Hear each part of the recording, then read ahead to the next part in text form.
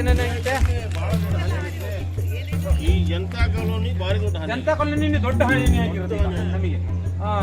Sir ಏನು ಗೊತ್ತಾ ಅದೊಂದು ಹಿಂಗೆ ಹೋಯ್ತಲ್ಲ ನೋಡಿ ಬಾಬಣ ಹೊಸದಣ ನೋಡ್ರಿ ವಿಡಿಯೋಗೆ ಫೋನ್ ಮಾಡಿ ಗ್ರಾಮ ಪಂಚಾಯತಿ ವ್ಯಾಪ್ತಿ ಇಲ್ಲ ಈಗ ಬಾ ನೀನು ಅಂತಂದ್ರೆ 10 ಗಂಟೆಗೆ ಬರ್ತೀನಿ ಅಂತ ತಹಶೀಲ್ದಾರ್ ಬರ್ತಾರೆ. ಅದೇ ಹೋಗಿ ಇಲ್ಲ ಮಕ್ಕಳು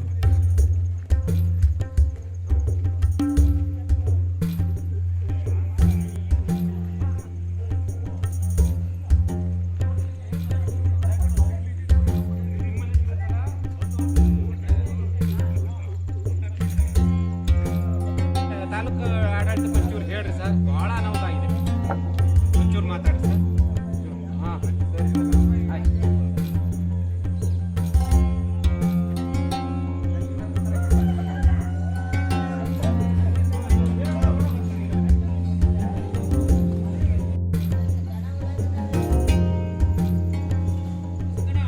ಹಾಂ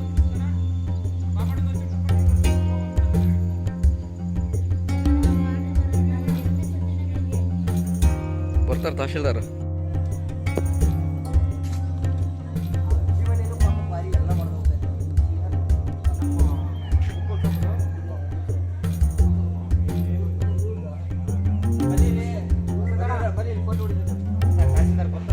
ತಹಶೀಲ್ದಾರ್ ಬರ್ತಾರೆ.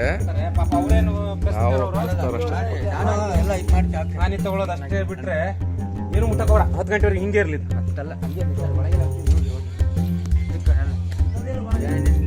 ಹಲೋ ಹೇಳ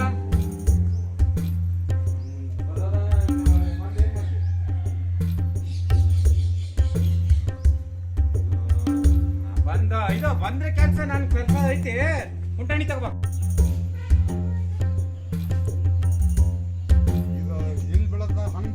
ಅದು ಟಾಯ್ಲೆಟ್ ಮನೆ ಪೂರ್ತಿ 2 ಹೋಗಿ ಬಿಡೋದು.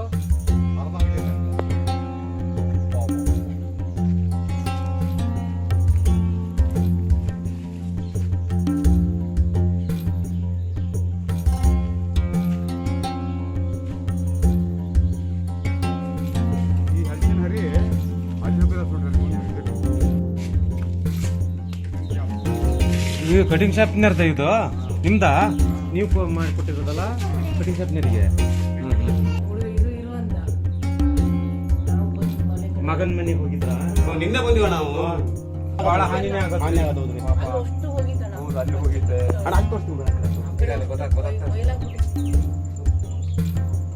ನೋಡ್ರಿ ನಾವು ಹೆಂಗಿದೆ.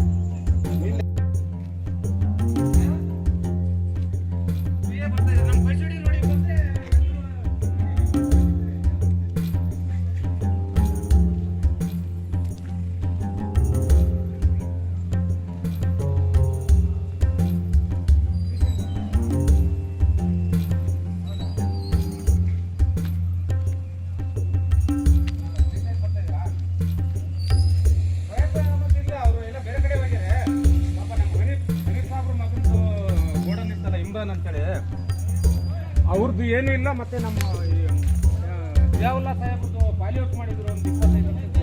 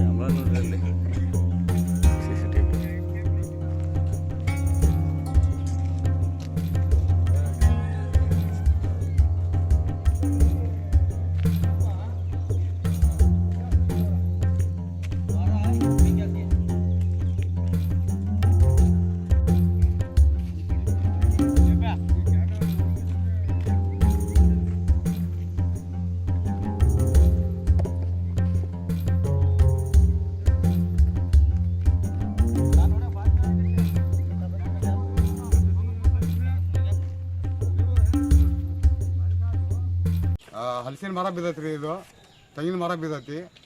ಟಾಯ್ಲೆಟ್ ಮನೆ ಮುರಿದೈತಿ, ಈಗ ಇರೋ ಮನೇನು ಮುರಿದೈತಿ ಇಲ್ಲಿ ಒಳಗೆ. ಏನೇನು ಹಾನಿ ಆಗಿದೆ? ಹಾನಿ ಯಾರಿಗೆ ಏನಾಗಿಲ್ಲ ರೀ, ಹ್ಞೂ ಅಷ್ಟೊತ್ತಿಗೆ ಓಡಿದಾರ. ಮನೆಗೆ ಇದಾಗಿದೆ. ನಿನ್ನೆ ಸಂಜೆ 7-7:30 ಭಯಂಕರ ಬಿರುಗಾಳಿ, ಮಳೆ, ಗುಡುಗು ಸಹಿತ ಬಂದ್ಬಿಟ್ಟು ನಮ್ಮ ಮನೆ ಎಲ್ಲ ಹಾರೋಗಿದೆ. ಒಂದು ಸಾವಿರ ರೂಪಾಯಿ ಮೇಲೆ ನನ್ನ ಹಾಳಾಗಿದೆ. ದಯವಿಟ್ಟು ಸರ್ಕಾರಕ್ಕೆ ಈ ಥರ ಪ್ರಕೃತಿ ವಿಕೋಪ ಆಗಿರುವ ಅನಾಹುತಕ್ಕೆ ದಯವಿಟ್ಟು ನೀವು ಏನಾದರೂ ಸಹಕಾರ ಮಾಡಿ ನಮ್ಮ ಬಡವರಿಗೆ ಪರಿಹಾರ ಕೊಡಬೇಕಂತ ನಿಮ್ಮಲ್ಲಿ ಕೇಳ್ಕೊಳ್ತೀನಿ. ನಿನ್ನೆ ರಾತ್ರಿ ಬಂದು ಮಳೆ ಗಾಳಿಗೆ ಮನೆ ಹಂಚೆಲ್ಲ ಹಾರೋಗಿ ಭಾಳ ನಷ್ಟ ಆಗೈತಿ. ಸೂಕ್ತ ಪರಿಹಾರ ನೀಡಬೇಕಾಗಿ ತಮ್ಮಲ್ಲಿ ಕೇಳ್ಕೊಳ್ತೀವಿ. ನಾವು ಕಡುಬಡವರು, ನಮಗೆ ಏನು ಆಸ್ತಿ ಜಮೀನು ಅನ್ನೋದು ಏನಿಲ್ಲ, ಕೂಲಿ ಕಾರ್ಮಿಕರು ನಾವು.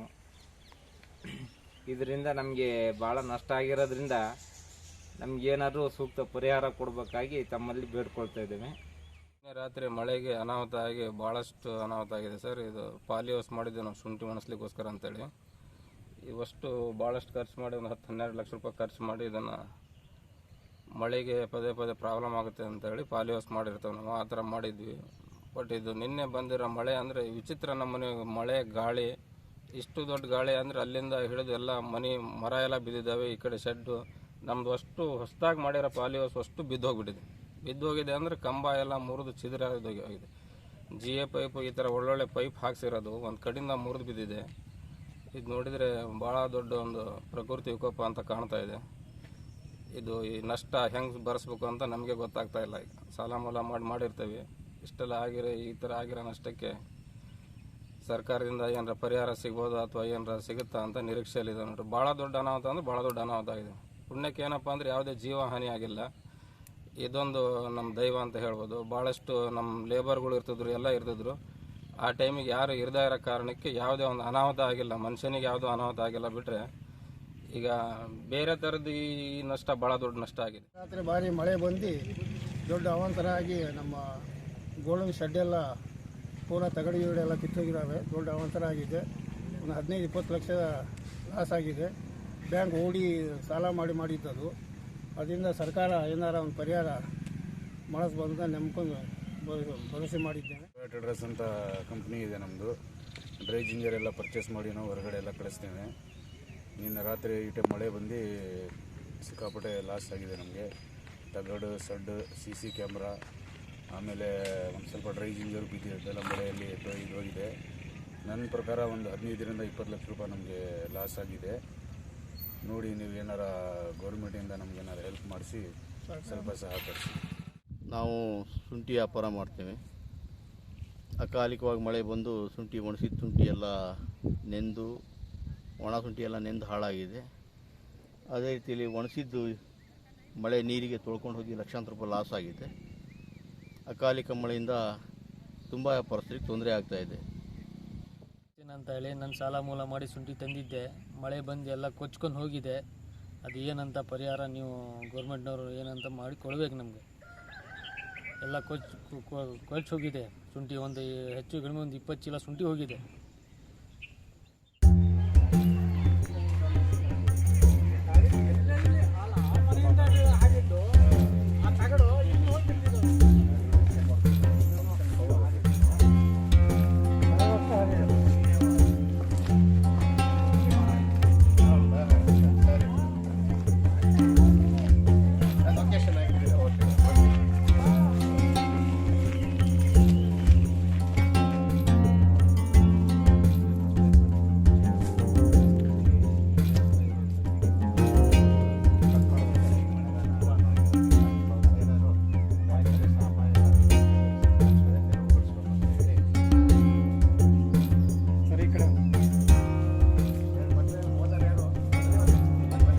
ಇವತ್ತು ಇಒ ಅವರು, RI ವಿಲೇಜ್ ಅಕೌಂಟೆಂಟು ಹಾಗೂ ಈ ಭಾಗದ ಸ್ಥಳೀಯ ಮುಖಂಡರುಗಳೆಲ್ಲ ಇವತ್ತು ದೂಗೂರು ಗ್ರಾಮಕ್ಕೆ ಬಂದು ಎಲ್ಲ ಸ್ಥಳ ಪರಿಶೀಲನೆ ಮಾಡ್ತಾಯಿದ್ದೀವಿ.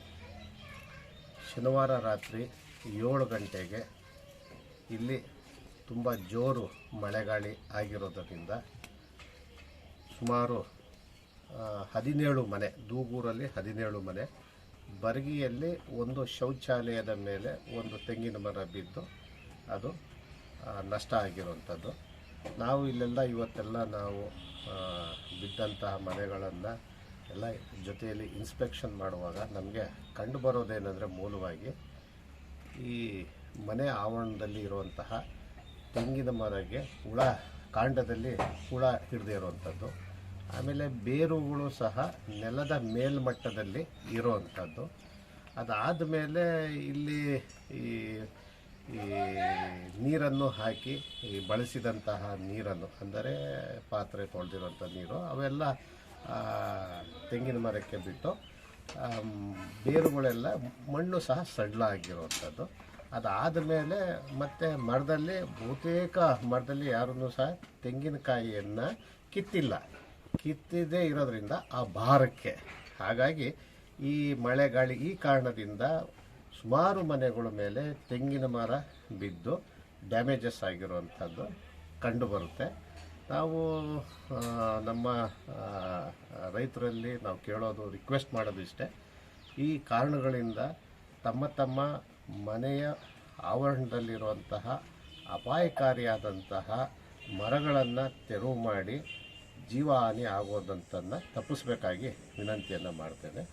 ಹಾಗೆ ಈ ಸದ್ಯ ಏನು 17 ಮನೆ ಬಿದ್ದಿದೆ ಎಲ್ಲೂ ಸಹ ಜೀವಹಾನಿಯಾಗಿಲ್ಲ, ಅದು ಒಂದು ನಮಗೆ ಅದು ಒಳ್ಳೆಯದಾಗಿದ್ದು. ಹಾಗಾಗಿ ಇನ್ನು ನಷ್ಟದ ಬಗ್ಗೆ ಈಗಾಗಲೇ ಸ್ಥಳೀಯವಾಗಿ ನಮ್ಮ VARI PDO ಅವರು ಮತ್ತು ಇಲ್ಲಿನ ಸ್ಥಳೀಯ ಮುಖಂಡರು ಮತ್ತು ಮನೆ ಬಿದ್ದಂತಹ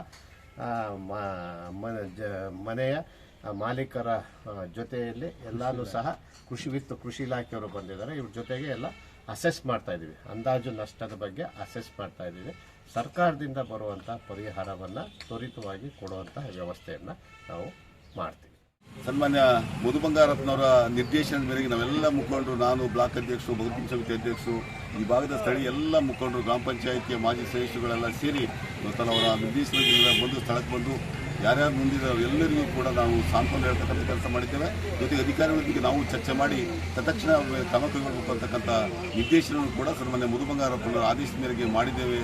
ಆದರೆ ತುರ್ತಾಗಿ ಅವರು ಕೂಡ ಎಲ್ಲ ಅಧಿಕಾರಿಗಳು ಸ್ಪಂದನೆ ಮಾಡಿ ಈ ಸ್ಥಳದಲ್ಲೇ ಇದ್ದು ಎಲ್ಲ ಕೆಲಸ ಕಾರ್ಯಗಳನ್ನು, ಪರಿಹಾರ ಕಾರ್ಯಗಳನ್ನು ಕೈಗೊಂಡದ್ದನ್ನು ನೋಡಿದ್ದೇವೆ. ಮತ್ತು ಅವರೆಲ್ಲರಿಗೂ ಕೂಡ ಯಾರ್ಯಾರು ಹಾನಿಗೊಳಪಟ್ಟಿದ್ದಾರೆ ಎಲ್ಲರಿಗೂ ಕೂಡ ನಾವು ಸಾಂತ್ವನ ಹೇಳಿದ್ವಿ. ಅವರು ಕೂಡ ಧೈರ್ಯವಾಗಿ ಮುಂದಿನ ಕೆಲಸ ಕಾರ್ಯಗಳನ್ನು ಮಾಡಿದ್ದಾರೆ. ಮತ್ತು ಇಲ್ಲಿ ಮನೆ ರಿಪೇರಿ ಮಾಡ್ಕೋಬೇಕು, ಬೇರೆ ಏನೇನು ಕೆಲಸ ಮಾಡ್ತಾರೆ ಎಲ್ಲವನ್ನೂ ಕೂಡ ಮಾಡ್ತಾಯಿದ್ದಾರೆ. ಮತ್ತು ಸರ್ಕಾರವೂ ಕೂಡ ನಾವು ನಿಮ್ಮ ವಾಹಿನಿ ಮೂಲಕ ಜನರಿಗೆ ತಿಳಿಸೋದಿಷ್ಟೇ, ನೀವು ಧೈರ್ಯ ಇರಬೇಕು, ಸರ್ಕಾರ ನಿಮ್ಮ ಜೊತೆಗಿದೆ.